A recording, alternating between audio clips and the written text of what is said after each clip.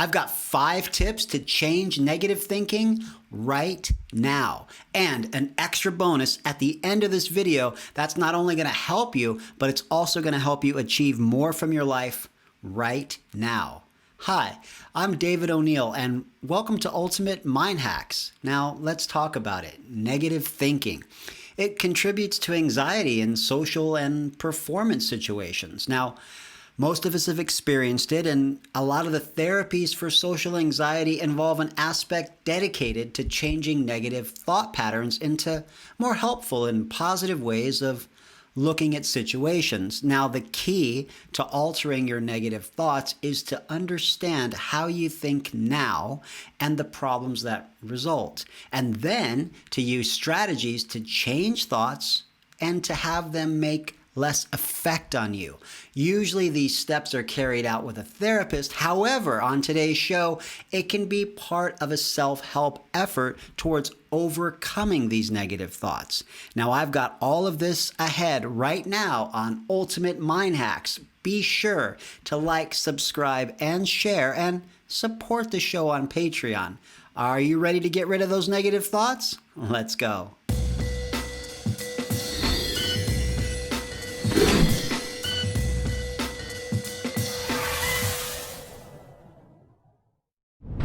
Here we go. Now, point number 1 is understanding your thinking style. One of the first steps towards changing negative thinking patterns, it's understanding exactly what you're thinking right now. For example, if you tend to view yourself as a complete success or an absolute failure in every situation, then this is called black and white thinking. Now, other negative thinking patterns include jumping to conclusions, catastrophizing, and overgeneralization.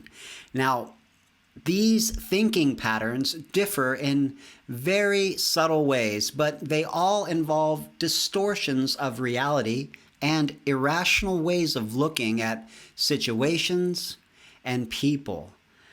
Now, I think all of us can at some point think like, you know what, I always fail at this, or conversely, I'm always a success at this.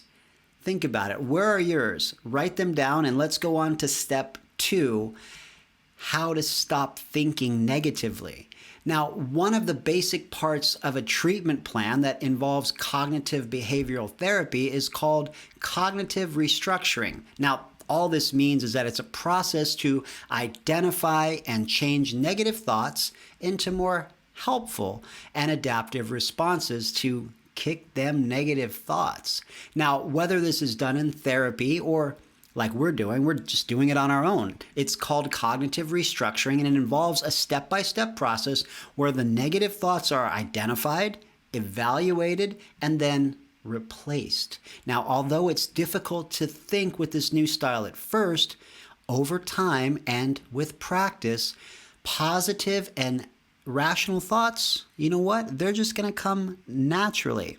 Now, this is another opportunity to write down perhaps what are the thoughts you have about certain things. Maybe talk about your ex or talk about your job or money, and then write those thoughts down. Let's get them identified. And join me for point number 3.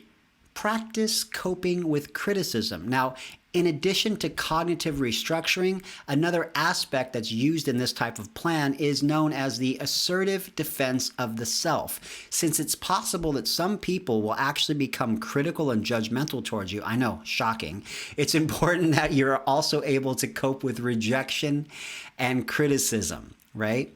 Now, this process, it usually is done in cognitive therapy with a pretend conversation between you and your therapist to build up your assertiveness skills and assertive responses to criticism. These skills are then transformed into the real world through your homework. Now, I don't know about you, but if you stick your head outside the window or you pretty much make a post on social media, you're going to have lovers, you're going to have haters, and how you respond to them really shapes your negative thinking. Write down some of the things that people say negatively towards you. It could be, you always do this, or you're always late, or you're always that, or comments on your social media. Write down kind of what triggers you and write down your usual response. That's all you have to do right now as we get into step 4. And step 4 is practicing mindfulness. Now, mindfulness, it's got its root in meditation. It's the practice of detaching yourself from your thoughts and emotions and viewing them as an outside advisor. You remember, we have thoughts, but we are not our thoughts.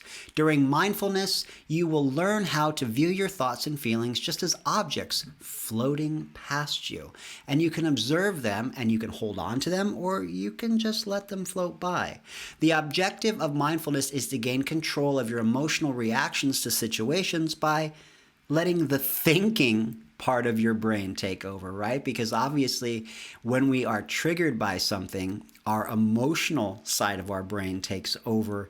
And that's not necessarily the thinking part of our brain. I know if I'm triggered by something, I have to take a step back, perhaps count to 5, come back to the situation and let my thinking brain take over, because it can be powerful when we are triggered, because I know it is for me.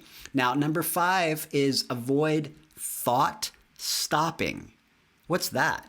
Thought stopping, it's the opposite of mindfulness. Now, it's the act of being on the lookout for negative thoughts and insisting that they be eliminated. This is an interesting one.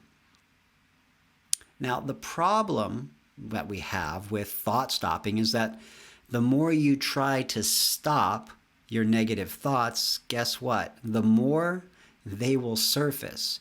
Mindfulness is preferable to this practice because it gives less weight to your thoughts and reduces the impact they have on you. Thought stopping might seem to help in the short term. I'm not going to think about that. But over time, it actually leads to more anxiety. I mean, think about it. If I'm always looking for, I don't know, a red car, and I go out on the road, There's a red car. it's like that. It is. Like if you're looking for negative thoughts or people around you that are being negative, you'll find it. So I would say practice mindfulness. What do you guys think? Leave a comment below, and here's my special tip. Use what we call a thought diary. A thought diary is also another word for a thought record, but it can be used as part of a process to change your negative thinking. You have a book basically, and you have a thought diary that helps you identify negative thinking styles and gain a better understanding on how your thoughts and not the situations you are in, right? So you have thoughts and then you have situations, because how do those cause your emotional reactions? Most of the treatment plans involve the use of a thought diary as part of your homework assignments. Now, I have an example here. A thought diary entry might break down the thought process of a person on a date, perhaps the emotional and physical reactions that result from negative thinking patterns. Now, by the time you finish the end of the thought analysis, you can replace those irrational thoughts about rejection with more helpful and positive ways of thinking. Now, what I've done for you guys below is I've put a link to an amazing thought diary that'll help you get started right away. It's available on Amazon. It's one of the best thought diaries I've ever found. And if you use it, let me know in the comments how it goes. Now, make sure to like, subscribe, and share, and look at the timestamps in the description, because you can go back and check out the steps again. Write everything down and really use this as a time to reflect on how are you treating your negative thoughts, because it's not just you. I've got the negative thoughts. Your brother, sister, uncle, cousin, neighbor, boss, just about everybody gets them, and it's how we deal with them that sets us apart and allows us to perform beyond what we think we're capable of.